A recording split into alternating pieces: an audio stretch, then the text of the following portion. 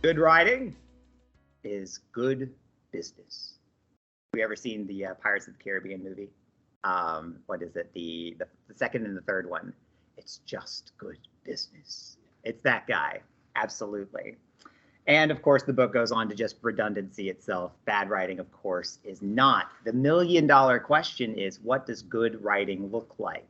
And while we are going to have some things to say about mechanics, one thing I was talking about before the camera turned on is you have to have an even better sense of your audience. Not to put a too fine of a point on it, but if you using proper mechanics in writing can actually be something that gets in your way, depending on who you're writing to and who you're speaking to. It's a fine line between speaking properly and looking as if you were talking over somebody's head. So while the book is going to teach us fine writing skills, I'm going to encourage you to temper that by knowing who you're speaking to. Sometimes using an abbreviation that's otherwise not called for, or all lowercase, or no punctuation. Depending on your audience, will actually win you points, not lose them. So, where do we begin? As a matter of fact, here's your first lesson. Why did I use this comma? Ha! Didn't know there was going to be a test. What did you?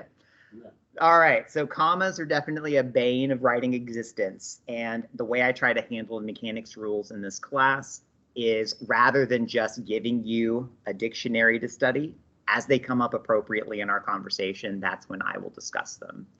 The reason we will use a comma after a conjunction, like the word so is unique, so is the only conjunction that gets this treatment, is if you are changing thoughts. So, comma means that whatever I said before was on one train of thought, and now I am on a new train of thought.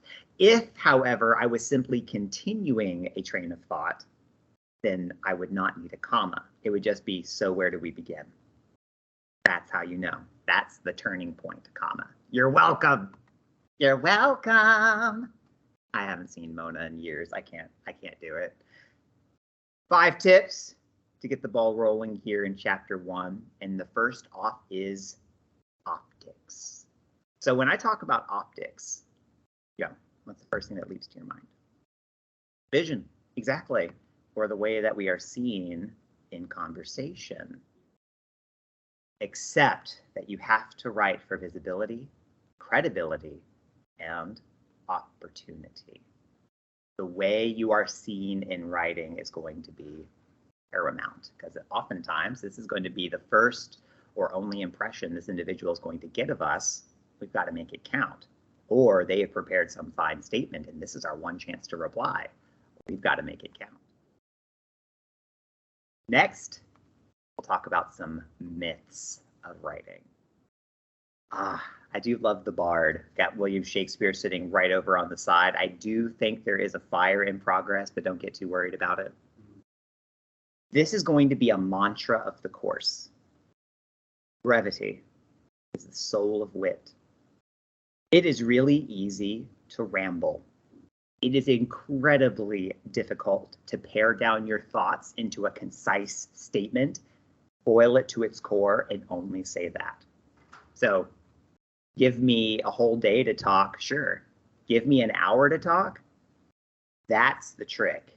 That's the magic right there. Same comes into writing. I can write you a report, but summarizing it into a paragraph-long email, that's the feat. That's what we're shooting. Correct writing.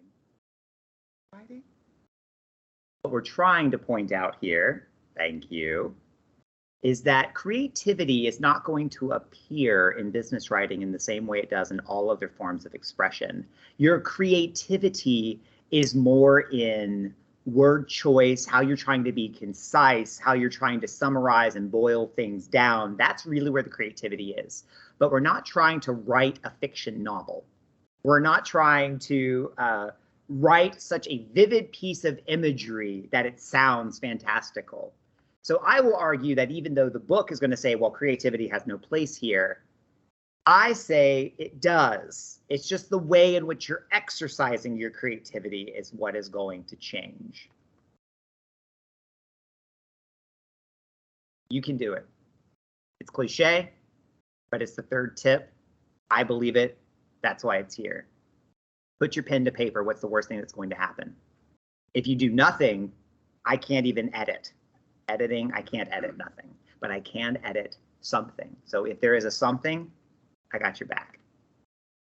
Practice makes perfect. If you have expectations of just nailing it on the first try, you have set up a false goal for yourself. Even as someone that has practiced at writing and has done it 100 times, 1,000 times, 1,000,000, and countless, I still have plenty to learn. I have still plenty to change and to assess and monitor. And then, of course, what's the fifth tip? Well, everything else that we're going to see in the book. Everything else we're going to see in the class. So, questions, thoughts, hopes, and dreams? All right, then let's dive right on in.